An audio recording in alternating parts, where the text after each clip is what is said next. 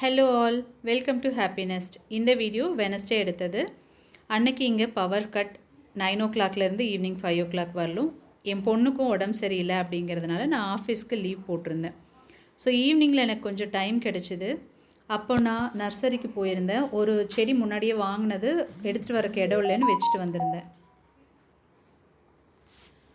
So அதை நர்சரியிலேருந்து வீடு வரலும் ஈஸியாக எடுத்துகிட்டு வந்துட்டேன். கீழே கிரவுண்ட் ஃப்ளோர்லேருந்து ஃபஸ்ட் ஃப்ளோருக்கு எடுத்துகிட்டு வரதுக்குள்ளே ரொம்ப கஷ்டப்பட்டுட்டேன். அதை தூக்கிட்டு வந்து ஒரு ஸ்டெப்பாக வச்சு எடுத்துகிட்டு வந்து வீட்டுக்கு கொண்டு வந்து சேர்த்துனேன்.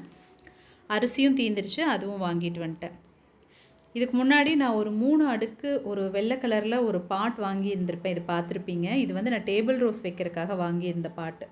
இதில் மண் இல்லை அப்படிங்கிறதுனால நான் டேபிள் ரோஸை கொண்டு வர டேபிள் ரோஸ் எல்லாம் வந்துட்டு இந்த பிளான்ட்டில் அப்பப்போ சொருகி டெம்பரரியாக வச்சுட்டு இருந்தேன்.